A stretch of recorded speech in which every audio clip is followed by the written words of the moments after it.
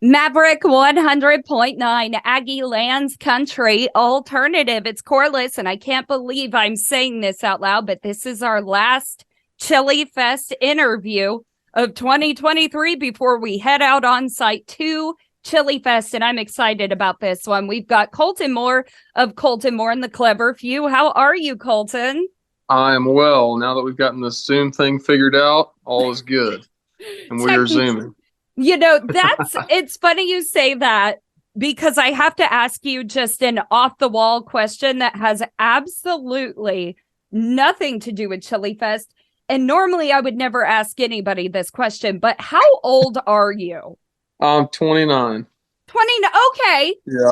I thought that you were younger, but I don't know if you know this, but when you Google Kolton Moore and the Clever Few, your website pops up and it gives you just a little blurb about Kolton Moore, and it has you saying that your inspiration is Under Oath and The Used. And I'm like, there's no way this kid knows them because I'm from the emo era. Oh, yeah. No, and that's still some of my inspiration for sure. I'm glad it says that. I didn't know that, but I'm glad it does because that really probably throws people for a loop. Oh my God, I still do. I was busting out old Avenged Sevenfold and Paramore records last week while I was cleaning my house. So very cool. I'm actually excited even more about your music because of that, because you are country, you're from Texas, but y'all like to rock it up a bit, huh? Oh, yeah, for sure. And that's where that all comes from. So me and all the guys kind of draw inspiration from bands like that. Not necessarily the same bands, The Used and Under Oath, but, bands of that era, of that time. So. Well, it was my favorite time, at least in rock. And totally. Basically any country music that has ever existed has always been my love. So whenever you mix something else with it, I'm a happy girl. Oh, yeah. Yep. Likewise. Well, you are one of 3 artists on the Chilifest lineup that has been featured on this little show called Yellowstone. Yep. How did you happen to find your path to Yellowstone? I'm very curious about that. So they reached out to me, and I honestly thought it was like spam email.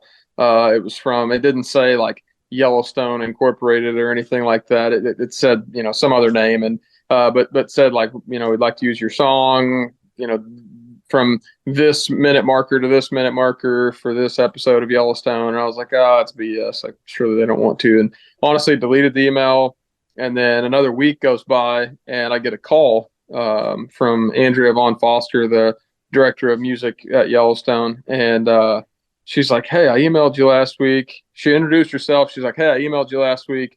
Like, we need your consent ASAP because we're editing this episode like right now. And I'm like, well, shoot. So I told her, I was like, I thought it was all fake. But yeah, go ahead, So it was cool. It was kind of a funny story on that side. And yeah, they ended up using the song on the last episode of this past season, I guess.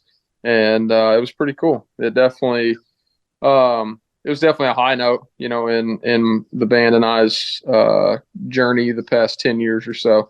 And it's definitely helped out on the listener basis. And yeah, so it's been pretty rad. I love how people keep finding new routes to music. So I actually didn't watch any of the show Yellowstone up until the Chilifest lineup came out. And they made it very Yellowstone based, which of course I understand why. It's the biggest show in the world. I just didn't figure it was anything that I would like. And so I went ahead afterwards because you were the only one from it that I didn't know who you were.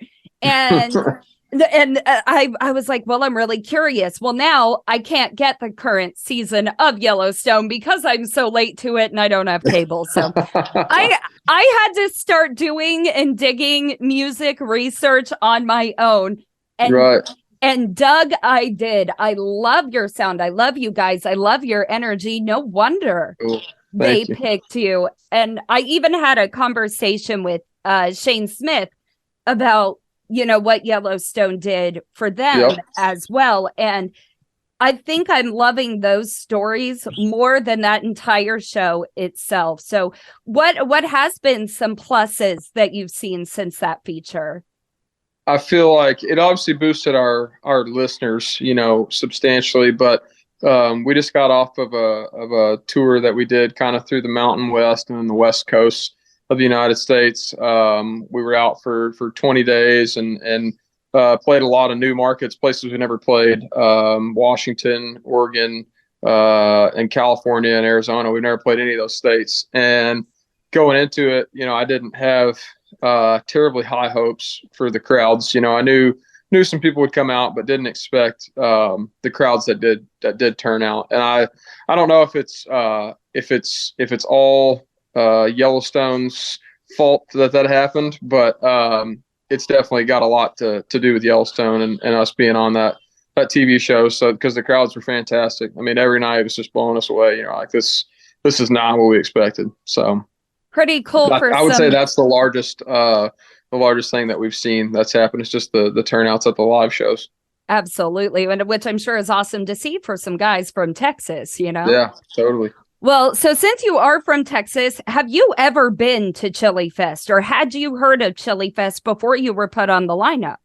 Yeah, I'd heard of it, but I've never been. So I'll be breaking into the scene on the stage, and I guess a festival goer as well. So it'll be cool. Well, I want you to be very alert and soak this experience in, because normally I come on here and I ask artists, what's your favorite Chilifest story? Because they're full of them. So I need you to remember, walk around, get to know the place. I need you to take it all in, because I can assure you that there will be some stories that you'll be telling your grandchildren someday. Oh, yeah. It sounds like it. Everybody I've talked to about Chilifest is like, just wait until the stories. It's unexplainable. Well, yeah, I'm really excited for your debut on the Chilifest stage. I'm excited to get out there myself and get to finally meet you in person. Totally. So everybody go to chilifest.org. Please get your tickets. I will see you out there. Kolton Moore will see you out there. But in the meantime, go look up Kolton Moore and the Clever Few. Download all their music and get ready for a rockin' party. Kolton, thank you so much for coming to Maverick. Likewise. Thanks for having me. I appreciate it. It's great to meet you. Look forward to shaking your hand and seeing you at Chilifest. I should warn you, I'm a hugger. All right, deal.